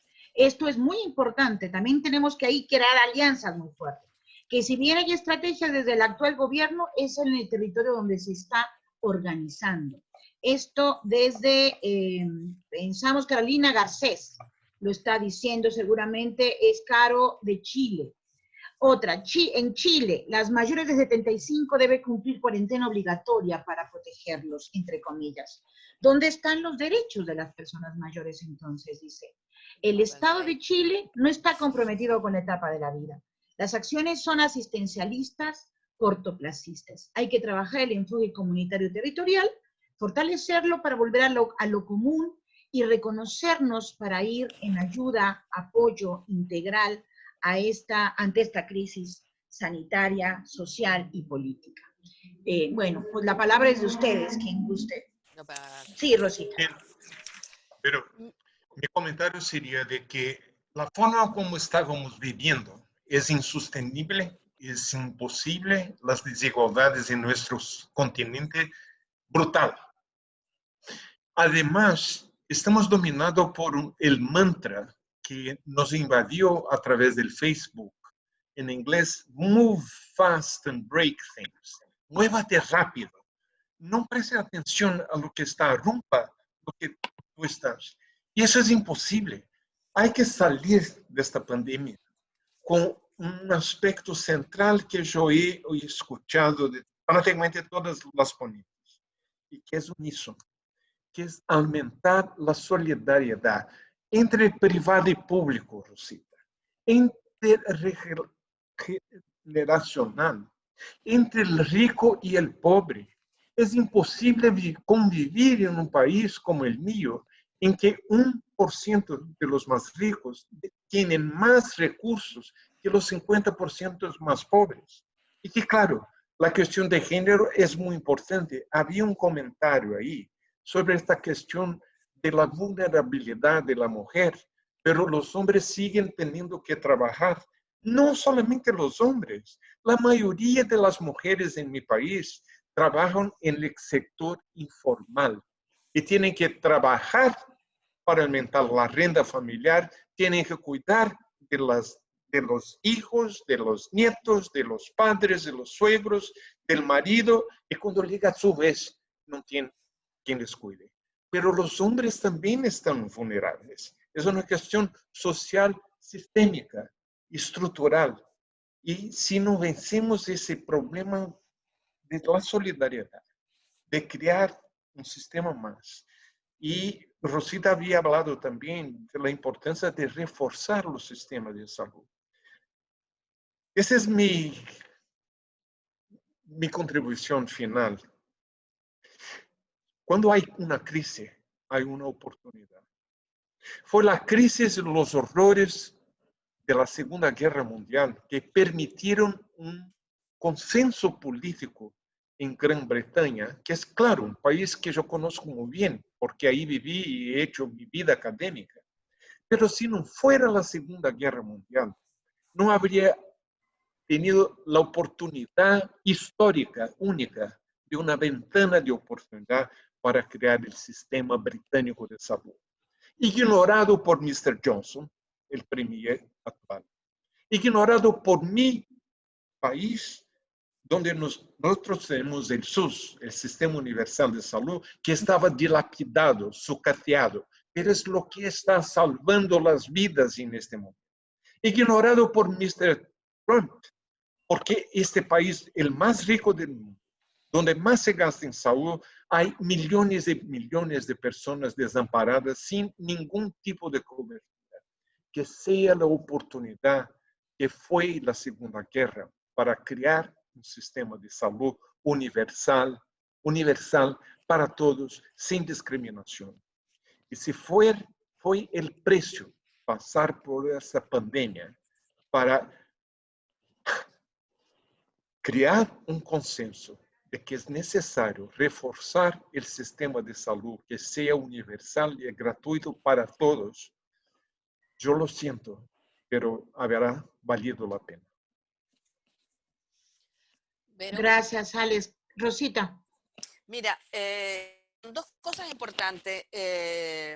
Primero, me emocionan tus palabras, Alex. Me llenan de vitalidad y me emocionan y me llegan profundamente. Muchas gracias. Quiero decir que efectivamente en Chile, por tratar de cuidar a las personas mayores de 75 años, se les prohíbe salir para que no se contagien, etc. Yo personalmente no estoy de acuerdo, se lo he hecho saber a las personas respectivas, sé que hay discusiones que se está viendo, porque no se está haciendo respetar ni la autonomía de las personas mayores, ni la idoneidad. Hay personas mayores que a lo mejor son más sanas o mejores condiciones que aquellas de 40 o 50, y eso lo sabemos todos. Por lo tanto, yo creo que ese es un error, que no se está respetando la autonomía, y lo hacen por proteger, por una mala forma de protección. Después, yo creo que sí hay otros apoyos sanitarios, como son las residencias espejo, que es una cosa súper interesante, que se está haciendo residencia, espejo se llaman, porque se llevan a personas que están con COVID y se les pone y se les deja igual como si fuera una residencia impecable, no como un hospital, y hay cuidado especializado médico para aquellas personas. Yo creo que también se aumentaron los recursos para comprar cosas, pero yo creo que lo que nos está faltando a todos, y eso también en mi país, y yo creo que es fundamental, es la solidaridad. Esa palabra que significa tanto se ha perdido brutalmente, con una especie de yo gigante de este mundo, donde cada uno hace valer lo que puede para cada uno y no se preocupa de lo del lado. Y eso no es una cosa latinoamericana, caribeña, es una cosa mundial. Uno lo ve para todas partes. ¿Por qué llegamos a esto? Bueno, yo creo que habría que averiguar. Adriana, que es nuestro referente filosófico, también podría ayudarnos a pensar por qué el mundo ha llegado a esto y las personas mayores están en esta disyuntiva. Pero creo que tenemos que tener una solidaridad mucho más grande con las personas y sobre todo con las personas mayores. ¿Por qué estas personas mayores sí son solidarias? Las personas mayores colaboran con los nietos, colaboran en la casa económicamente, son dueños muchas veces de su propiedad, entregan pensiones, etc. Entonces la solidaridad de los viejos es grande. Entonces, ¿qué pasó que la gente hoy día no está tan solidaria? Y por último, te voy a hacer llegar, Mónica, por compromiso, perdón, Vero, por compromiso con el tiempo, un estudio muy interesante que hicieron unos académicos. Rosita, a mí también. Bueno, Entonces. Moni, también, por eso fue mi subconsciente que te nombró. A todas, a todas. Pero un estudio muy importante que hizo la Universidad de Granada en España sobre la intergeneracionalidad en momentos de COVID. Para mí es lejos, son 2 hojas, porque es más bien, ¿qué hay que hacer? Es más un llamado. Y para mí ha sido un referente súper importante, porque parte diciendo que las relaciones intergeneracionales han sido en toda sociedad un elemento esencial para colaborar con los contactos y disponer de oportunidades de un afecto. Por lo tanto, está de ahí basado cómo hay que efectuarlo. Así que se los voy a hacer llegar para que los distribuyan a ti, Moni, y a ti, Vero, para que se distribuya, pero para mí es, por lo menos, son 2 hojas, no es un estudio ni un paper académico, sino que va a la vena, como decimos nosotros. Muchas gracias, Vero. Muchas gracias, Rosita. Tania, Moni o Adriana. A mí me gustaría como sí, enganchar lo que decía Rosita, digo, y yo sigo la corriente más ideológica. ¿Qué pasó con la falta de solidaridad intergeneracional? Que nos ganó el mercado y que el mercado solamente quiere varones jóvenes productivos, y los que no entramos en esa categoría somos discriminados. O sea que una persona mayor que es considerada pasiva es absolutamente discriminada. Entonces, acá me parece que tenemos... Pero pasiva para el mercado, Moni, porque en realidad es bastante activa en la vida reproductiva. Denominada de esa manera para discriminarla, para abolirla como persona, para marginarla como titular de derecho. Entonces, si pensemos que no es lo mismo las concepciones de vejez antes de la era industrial que después de la revolución industrial. Entonces, hemos perdido esos valores de solidaridad Y creo que Alex plantea algo que es importantísimo. ¿Cómo miramos el mundo después de esta guerra que nos plantea la pandemia? ¿Cómo fue la Segunda Guerra Mundial? ¿Cómo vamos a empezar a mirar el mundo? Yo insisto, yo creo que tienen que haber estados más presentes, estados grandes que se comprometan con brindar educación, salud, seguridad social, sin discriminación por edad. Donde estemos protegidos, donde el Estado nos cuide, independientemente si es derecha o izquierda, porque lo que podemos ver es Francia, que es un país de derecha, no se planteó que tenía que tener un sistema de salud universal, o por lo menos es lo que uno puede observar en el discurso de los que gobiernan ahí.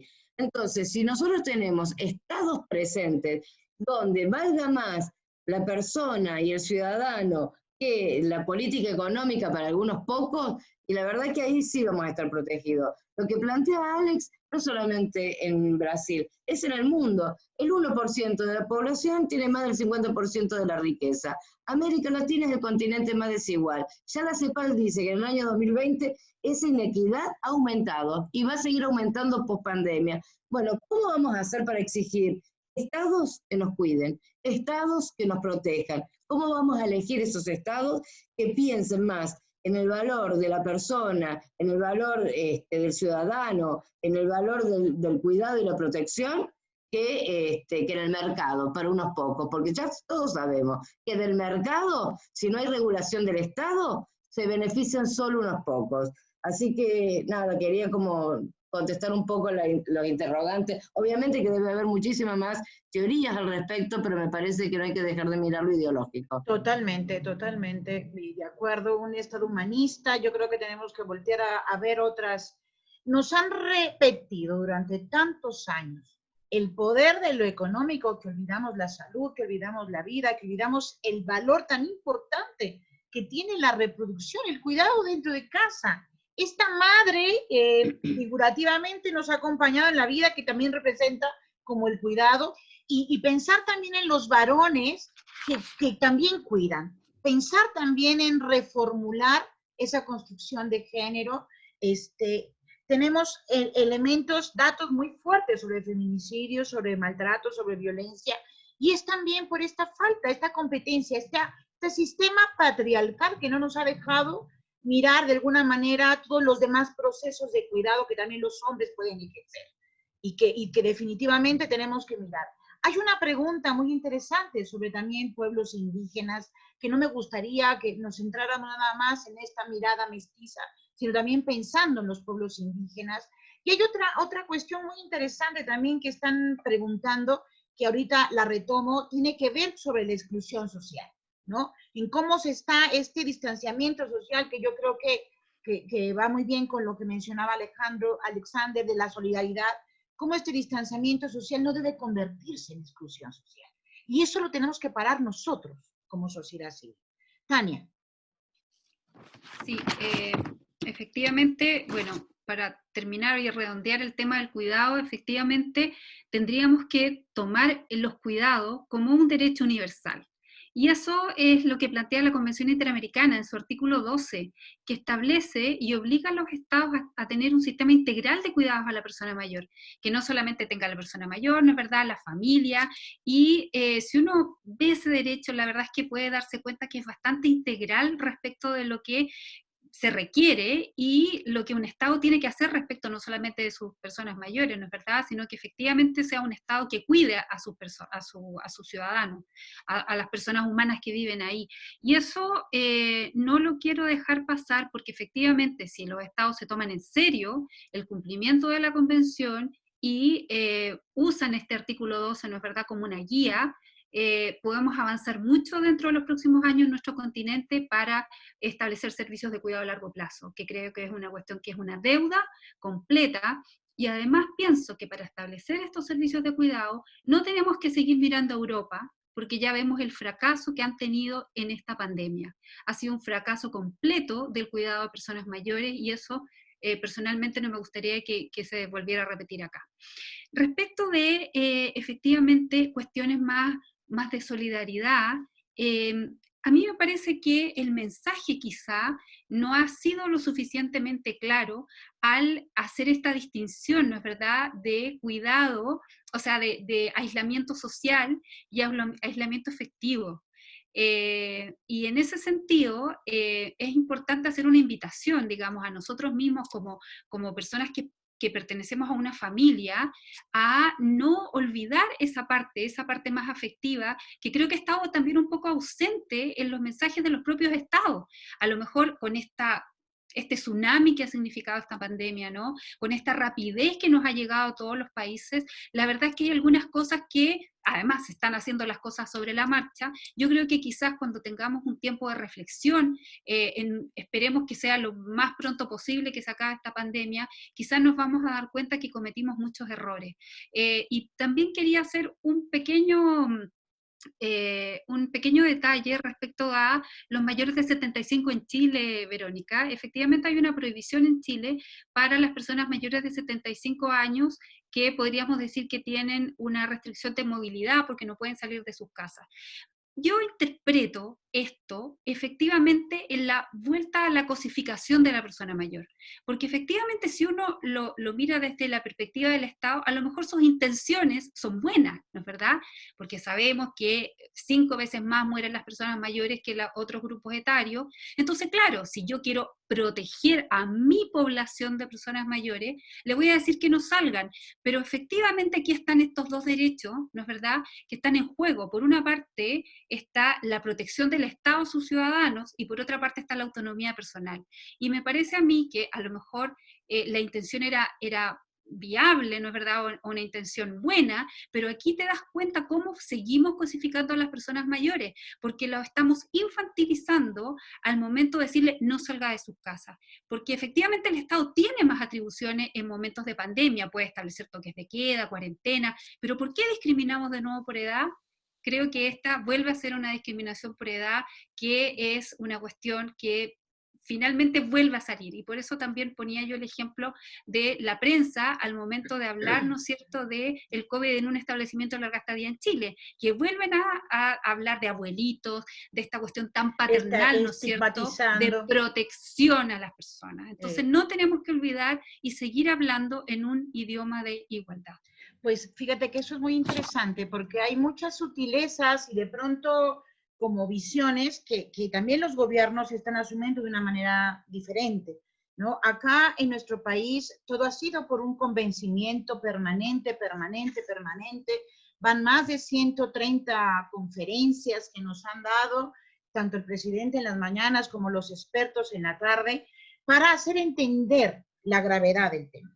Pero hay gobiernos estatales que han puesto a la policía a vigilar, y tenemos aquí también en México, Alexander, nuestro George Floyd, que es Giovanni López, que es una persona que salía de trabajo, un albañil que salía de su trabajo de construcción, y por no tener el cubrebocas que el gobernador obligó a poner, los policías, y aquí esto es muy importante porque tiene que ver con esta perspectiva, estos dispositivos de la narrativa autoritaria de muchos gobiernos que se transfieren a los policías mismos, que se vuelven no nada más protectores, entre comillas, de la delincuencia, sino también están en contra de la misma población. Entonces falleció Giovanni López, y eso hizo, obviamente, un escándalo a nivel mundial y nacional, porque es nuestro George Floyd, para que te des cuenta de cómo, si no tenemos cuidado en la forma en que el gobierno está hablando, convenciendo a las personas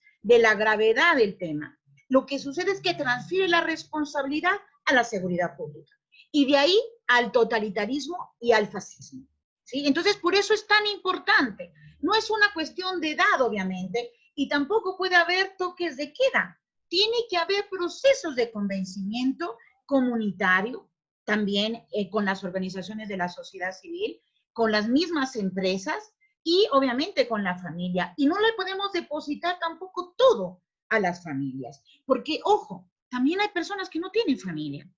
Entonces, el tema es obviamente, como vemos, muy, muy complejo, pero yo nada más quería poner el ejemplo de lo que sucedió acá en Jalisco y de cómo el poder policíaco, ¿no?, el poder de las milicias y incluso de los policías municipales, pues obviamente también están en contra de la población frente a este pretexto.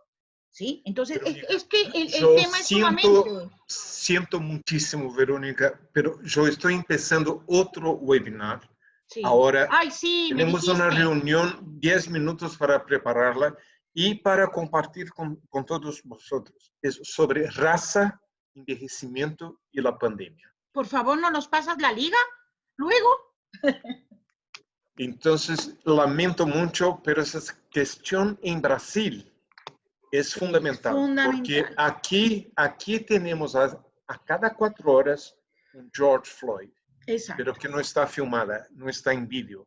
Sí. Eso en Río, que la policía mata 179 negros en el mes de abril porque estaban confinados, son presas fáciles. Entonces, lo siento, pero yo tengo ahora que Alexander, yo quiero agradecerte inmensamente. Sabes muy bien que te amamos, todas estas mujeres que estamos aquí. Te amamos, te agradecemos.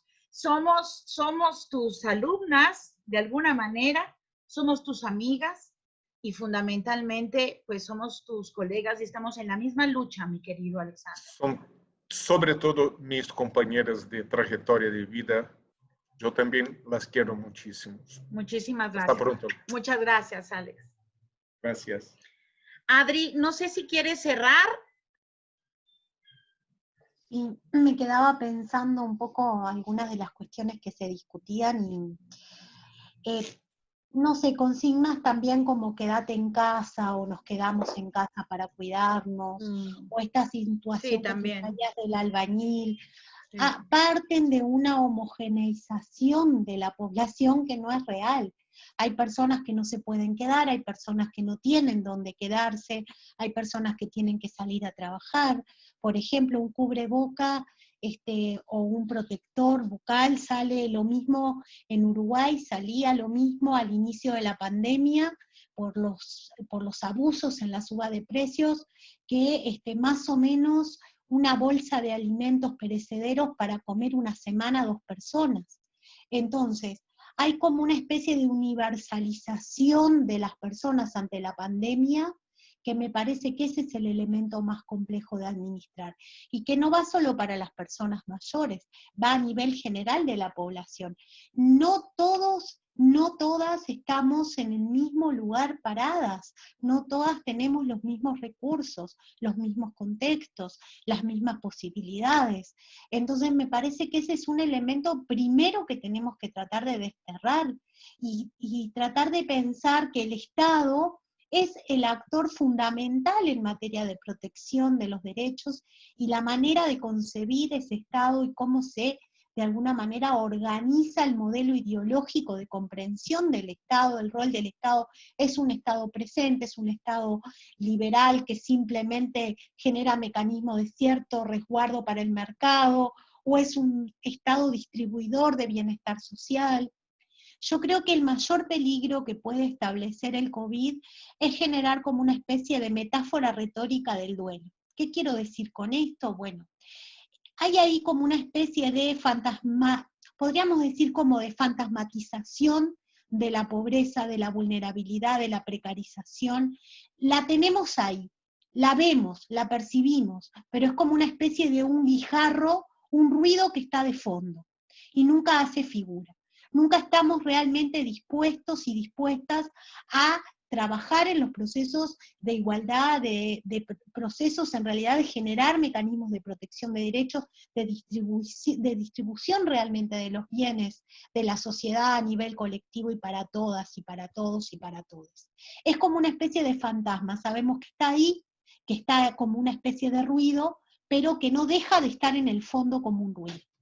Yo creo que el COVID también corre el peligro de volver a instalar un paradigma de comprensión de la vejez como una especie de ruta del envejecimiento exitoso, como la ruta universal a la que hay que de alguna manera llevarnos o ir moviéndonos con el envejecimiento. Y todos aquellos que no pueden resolver, autogestionar los problemas que confiere estar vivos, entran en esto de la ciudadanía fallida.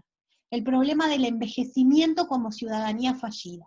Está el envejecimiento exitoso, ese que se genera con características saludables, con protección de derechos, con acceso a bienes y servicios, con capacidad de compra, con estar activos, y está el envejecimiento fallido, el que hay que sostener, el que hay que brindarle cosas, el que es un gasto para el Estado, el que es un riesgo para las economías de mercado, sobre el que el Fondo Monetario Internacional plantea preocupación, sobre el que hay que erradicar, sobre el que hay dudas en relación a esos envejecimientos en el capitalismo, en esto que Moni decía de, bueno, el sujeto que le importa al capital es el que produce, el que está sano, el que está activo, el que es pujante, viril, fuerte, el que puede de alguna manera generar procesos incluso de distribución hacia la interna de su propio núcleo familiar. Las otras subjetividades, las otras personas que hay en el mundo no le interesan al capitalismo ni al capital. Y el COVID se instala en un mundo capitalista, en un mundo de libre mercado, en un mundo en que hay sujetos que valen, importan, y que hay sujetos que no valen y no importan. El desafío es cómo transformar esta pantalla, esta lupa de estos procesos de desigualdad que traía Rosita, en un elemento de transformación política que nos permita pasar de esa etapa de fantasmatización del ruido de fondo de la pobreza y ubicarlo en un primer plano para transformar el mundo de verdad, pero para transformarlo de verdad, no para transformarlo retóricamente nada más. Ese sería como un poquito para aportar a la discusión. Pues obviamente, como se darán cuenta, nuestros asistentes y nosotras mismas, pues esto es sumamente complejo, amerita una gran reflexión filosófica, psicológica, con toda la evidencia también empírica que se pueda tener, con toda la reflexión crítica sobre la política de nuestros gobiernos, la acción misma que hemos tenido como sociedad, y fundamentalmente estas sacudidas sobre la interdependencia y la acción en contra de la desigualdad que se ve ahora más que nunca nítidamente frente al COVID. Yo quisiera únicamente, bueno, dar por terminada también esta sesión. Quiero decirles que tenemos ya 1 hora 52 minutos, ¿verdad?, de riqueza brutal en esta sesión, y que obviamente quiero recordarles a los asistentes que esto ha quedado grabado y que lo voy a subir porque ya aprendí a hacerlo también a nuestro canal de YouTube del SUYEF. Esto no se termina, esto realmente está comenzando, queridos. Y yo les pediría a todos aquellos asistentes que continúen reflexionando sobre el tema y seamos portavoces en esta red de redes de esta temática para tratar la transformación social. No se puede hacer únicamente en la narrativa, como bien dice Adriana, sino en la acción colectiva. Y yo no quiero que nos despidamos, mis queridas amigas, sin vernos, ¿no? Sin vernos todos los rostros, ¿no?, de todos aquellos que están aquí participando. Gina Bertelli, Soledad Garbacho, muchísimas amigas de toda la región de América Latina, Carolina Garcés, mi querida, me da muchísimo gusto verte. Rocío, mañana tu coloquio. Montserrat, Violeta, cantidad de amigas, colegas, Miguel Ángel, Michelle Toledo, que está también por acá, cantidad de colegas sumados en esta perspectiva, en esta riqueza. Como ustedes se dan cuenta, hemos tenido a excelentes expositoras y luchadoras académicas, pero además también personas que han estado al frente de la política pública de sus países y que fundamentalmente pues han tratado de lidiar de pronto con la contingencia misma de la realidad y los factores contextuales que a cada una les toca. Tania, te agradezco muchísimo de verdad la participación, ha sido de una riqueza inmensa. Mónica, tú sabes muy bien que te quiero mucho y que nos podríamos pasar la vida entera discutiendo tantas cosas, Rosita Corfel, grandísima mujer, muchísimas gracias por esta y por tantas otras veces que nos hemos reunido y me has contribuido muchísimo y has contribuido muchísimo a esta discusión. Y Adriana Rovira, siempre tu profundidad nos deja mucha tarea. Y vamos a seguir pensando todo esto en otros eventos.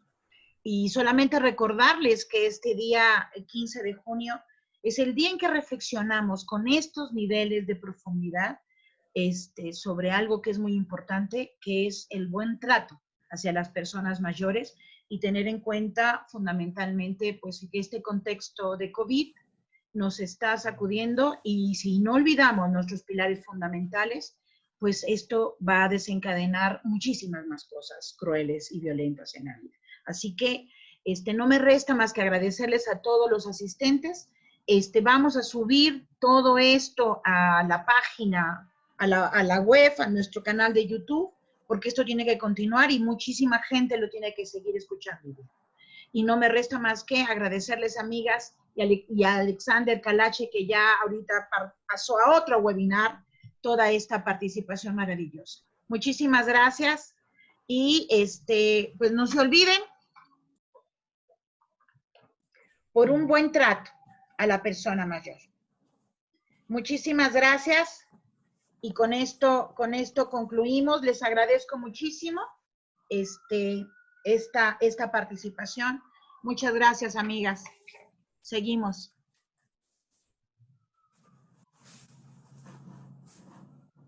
Adiós. Gracias Adiós. a todas. Adiós. Muchas gracias. Hermoso. Adiós. Gracias Vero. por todo. Adiós. Muchas gracias. Gracias, Rosita. Gracias, Tania. Gracias a ustedes. Muchas gracias. Hasta la próxima. Muchas Sí. gracias. Muy buena, Sigamos. muy buena organizadora. Excelente. Gracias, Rosita. Un lujo como siempre. Muchas gracias. Muchas gracias.